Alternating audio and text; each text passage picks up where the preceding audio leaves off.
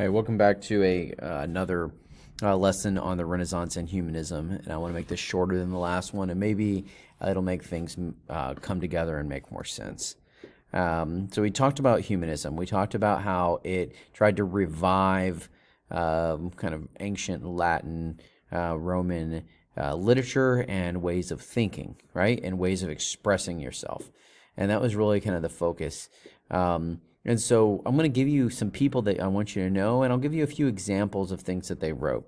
Okay, so first of all, Petrarch. We looked at a sonnet by Petrarch on the last lesson. So that was a good example of someone that was writing a sonnet, a specific kind of poem with 14 lines. And this was an ancient Latin form of writing. That's what the Romans wrote in sonnets, and so he tried to revive that. And so you see that's that Renaissance, that rebirth, right? Petrarch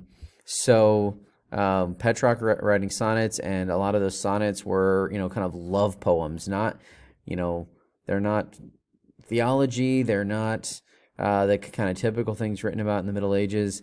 These were poems about a girl he was in love with.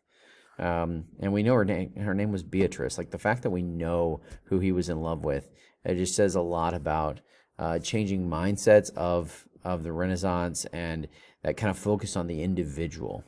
We know Petrarch. We know the girl he was enamored with.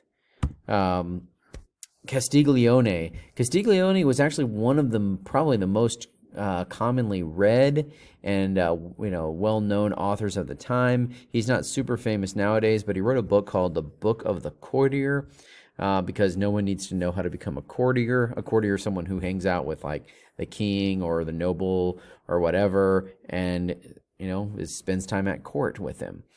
I do want you to write down this term by Castiglione. The term is Renaissance man, right? Renaissance man. He didn't necessarily use that term. I don't think he did.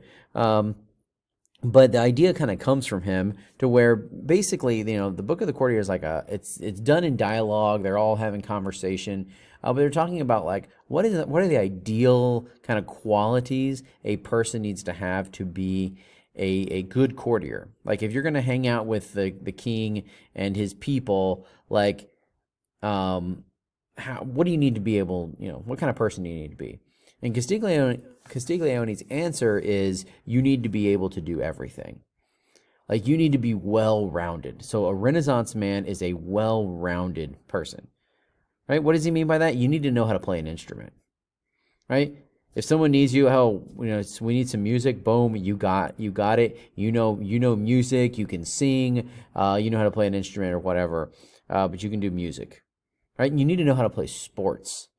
According to Castiglione, he talked a lot about playing tennis. They played tennis at court, tennis court. Like, those are connected. So you need to be able to go out and play tennis with the nobles that they need someone to play with. And, you're their guy, right? You need to be able to, of course, read in Latin and write well in Latin and your own language. You should be able to, write poems. You should be able to, have deep intellectual conversations. You should be able to do it all.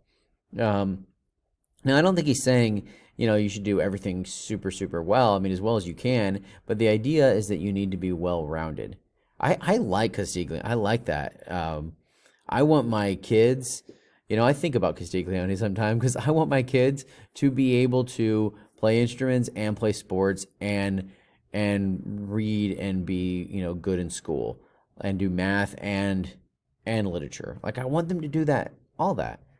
Because I want them to have the foundation in everything, so that, when they get older, they might be like, well, I really like math, and I'm going to study engineering. And I'm like, great, but at least you know how to, play a guitar, a little bit, it's not going to hurt you, right? But have that kind of foundation, that well-rounded foundation. This is really influential in the way we educate. I think there's a reason our school and other schools have things like art and literature and band and sports and athletic. Those are all good, and we should promote all of them, not just one over the other. And so I like Castiglione for that reason. Another guy, Boccaccio. He wrote a book called Decameron. It deals a lot with people dying from the Black Plague, so it's not exactly particularly cheerful. It's also, he kind of has a reputation for being very kind of like worldly, and his focus is not on, it's very much on the things here and not on kind of divine things. And so you're going to see there's an aspect, he's sometimes really crude. It doesn't really strike you as very Christian literature at all. It's not. And so you're seeing a shift away from, you think about Dante, and he talks about heaven and hell.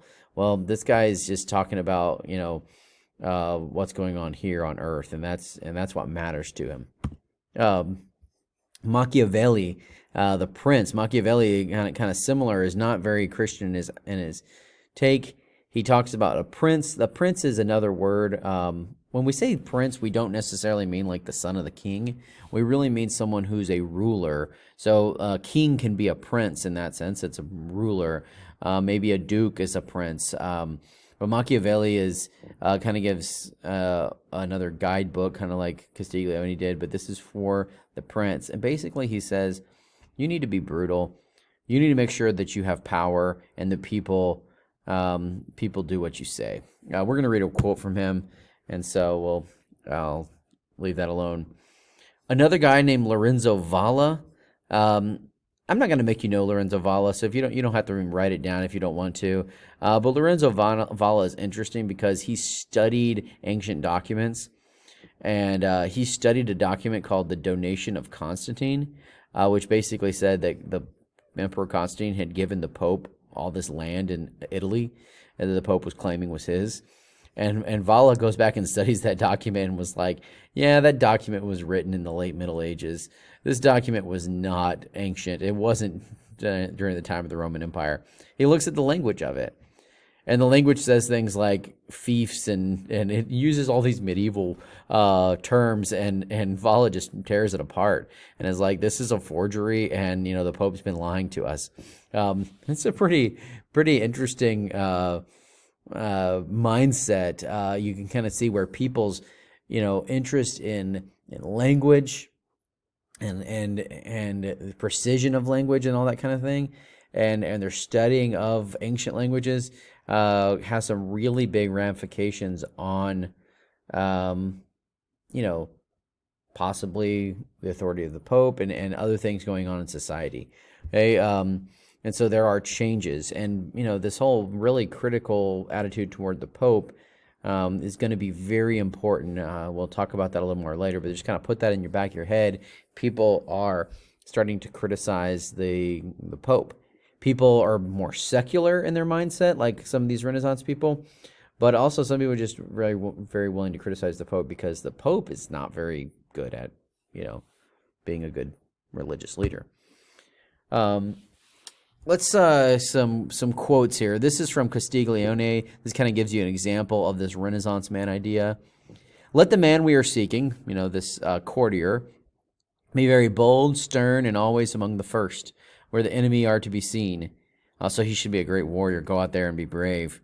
And in every other place, gentle, modest, reserved. So he's brave, in war if need be, but every other place he's calm and reserved, modest, gentle. Above all things, avoiding ostentation, which means like showing off, and that impudent self-praise by which men every excite. I think I kind of messed something up. Hatred and disgust in all who hear them. Sorry, I kind of messed up the quote a little bit, but the idea is, you should be brave, and you should be, gentle. Brave on the battlefield, gentle, in other places, and you should not show off, as you want people to like you and you want to have a good reputation. This is Machiavelli's The Prince, and I'll read this quote as well. That prince who, relying entirely on people's promises and has not taken other precautions, is ruined. Don't trust people. Because friendships obtained by payments, right? You're the one in charge. And so you have friendships obtained by payments because you're the one, they're on your payroll. Friendships obtained by payments and not by greatness or nobility of mind may indeed be bought, but they are not owned. In time of need, they cannot be relied upon. Men have less scruples or problems in offending one who they love than one who they fear. He's saying people would rather offend someone that they love than someone who they fear. That's an interesting thing to think about. For love is preserved by the link of obligation, which, owing to the baseness of men, is broken at every opportunity. Because people are bad, they break people's kind of trust in them when their self-interest intervenes. But fear preserves you because of dread of punishment never wanes. There's a famous line from Machiavelli where he says, "It is better to be feared than loved." And he's saying the person in charge, his goal is not to get people to like him, to love him, but to fear him. Because if they fear him, they're gonna be on his side. They're gonna do what he says.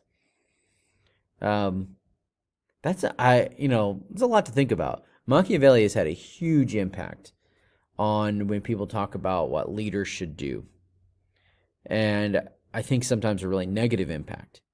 But we can definitely think about what Machiavelli was saying, and a lot of it is what he thought about people. That they're fickle, that they're going to betray you, and he's like, don't trust them. You need to make sure that they know that you will punish them, that they need to fear you. Anyway, this is a hugely influential work, and it's still talked about today, and it comes from the Renaissance. So I want you to write, around 1500, late 1400s, the Renaissance really spreads, and it really takes off all over Europe. Okay, so it was in Italy for over 100 years, and it was mostly an Italian phenomenon and kind of slowly spread. But by 1500, it is all over Europe, and Europe is greatly changed by this. First of all, I think we need to know Gutenberg and the printing press. I want you to know that name. Printing press, which is invented around 450. The first book being published is the Bible. And the reason that this is so important is not just that we have printing, but that, books are so much easier produced, and literacy just begins to grow and just take off. And so you have this huge surge of literacy. So all these books that people are writing now have all these readers. And so there's a reason we have so many more authors and so many more books that we're talking about historically, is because so many more people are reading them. Okay, so that this is huge, and if this probably changes the world more than anything. When in the year 2000, Time did a man of the millennium, so person of the last 1,000 years. Who's it gonna be? They picked Gutenberg. And from 1,000 to 2,000, who changed the world the most? They said it was Gutenberg. Now, there's no way to really quantify that. There's no really, scientifically say, but it's hard to argue against the importance of printing and Gutenberg. The Renaissance in the North has a reputation for being called, the humanists being called Christian humanists, and some of them really were. You had some people that were very, very concerned about their faith.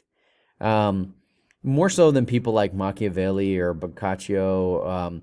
These people were trying to really bring Christianity and this new method of education and way of thinking and putting it together. And so there's some really interesting stuff going on with them. One of these guys is named Thomas More, who writes a book about a perfect society called Utopia. And it's he very much blends Christian ideas in with with humanist ideas. Another guy is a not-so-Christian humanist in the sense that he writes a pretty gross book. Gargantua Patricule is really long and is really crude. It's all about, this guy's name is Francois Rabelais, but there's just tons of jokes in there that are about like body parts and human waste and all this kind of stuff. It's just really gross, and it's like, the copy I read was like 600 pages long, and I'm like, goodness. how many more jokes about these things can we have? He is humanist and influenced by those kinds of things, but he's not really influenced a lot by Christian theology in his book. Another guy is William Shakespeare. You guys may know, we'll talk about Elizabethan England later, but Shakespeare, I want you to think about Shakespeare for a second. I had the question, why is Shakespeare so important? I think it's his influence on other authors. But think about Shakespeare's plays. I think you guys know at least a little bit about Shakespeare, and you'll learn more in high school. But Shakespeare is definitely a Renaissance kind of guy. And you can see the influence that Italy has on Shakespeare. Some of Shakespeare's most important works, Julius Caesar, it is about ancient Rome, right? That's such a Renaissance thing to do. Let's write about ancient Rome. Other works, Merchant of Venice, it's set in Renaissance Italy, right? It's set in Venice. Romeo and Juliet, also set in Italy.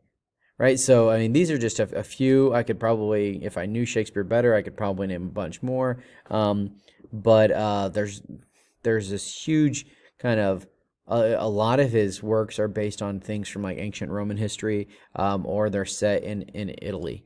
And so you see that Shakespeare was certainly kind of a product of the Renaissance preoccupation with the ad fontes, right? Going back to like ancient Roman things and reviving that.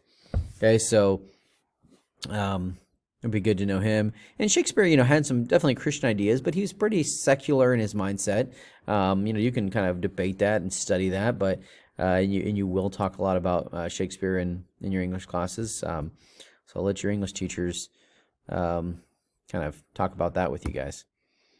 Okay, and lastly, last person to know, and I know I've given you a lot of names here, is a guy named Desiderius Erasmus of Rotterdam.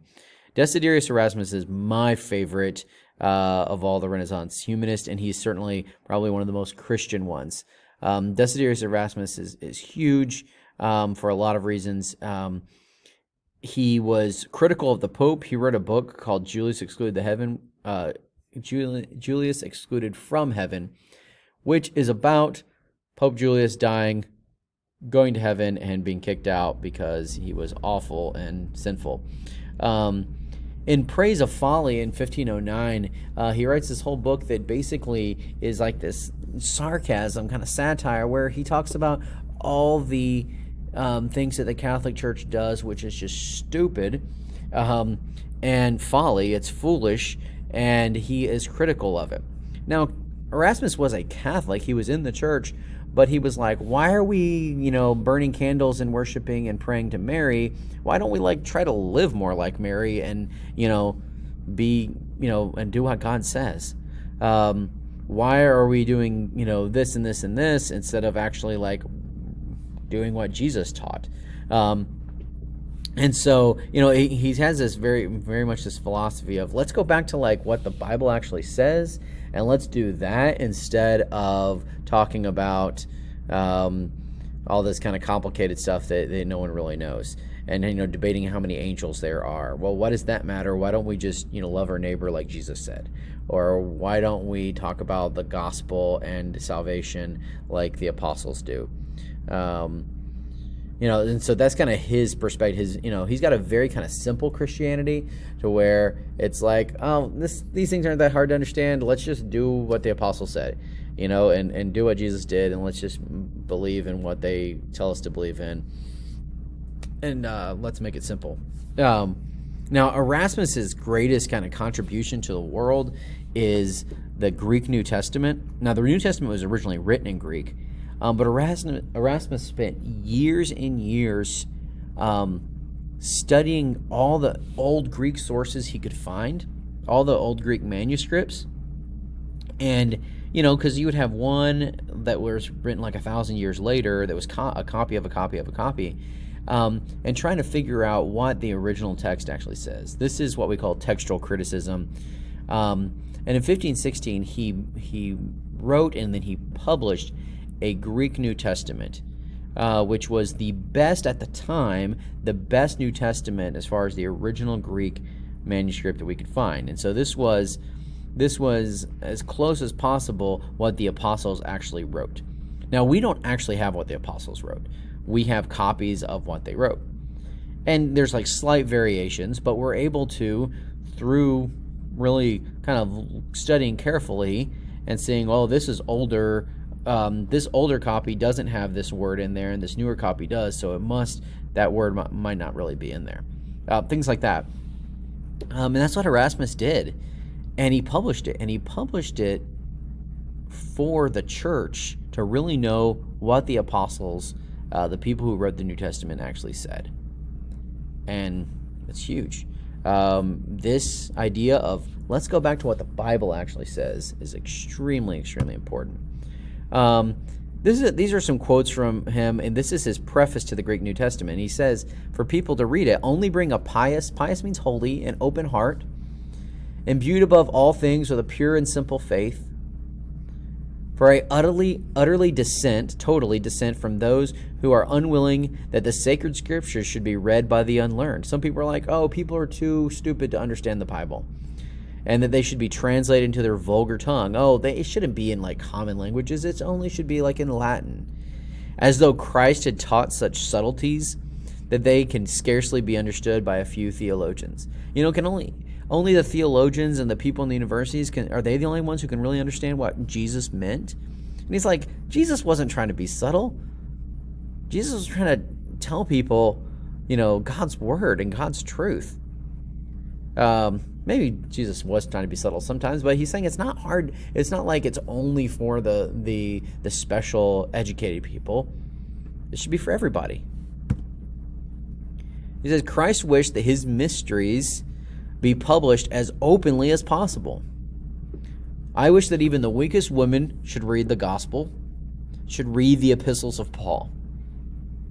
I wish that these are translated into all languages so that they might be read and understood, not only by Scots, people from Scotland, and Irishmen, but also by Turks and Saracens. Turks and Saracens are Muslims, the people that the Western Europeans fought the Crusades against. It's like they should be able to read the Bible. Why do we prefer to study the wisdom of Christ in men's writings rather than in the writings of Christ himself? The words of Christ himself. So, again, I hope you guys see, you don't have to write all the quote down, but I hope you see the term ad fontes, going back to the sources, right? He wants to go back to the Bible and for people to read it themselves and understand it. And so Renaissance humanism has a huge effect on, and a positive effect in some ways, on Christianity. And we're going to talk about that more later when we talk about the Reformation. Okay, so that is it for today. There are a lot of people to know. So do your best. God bless.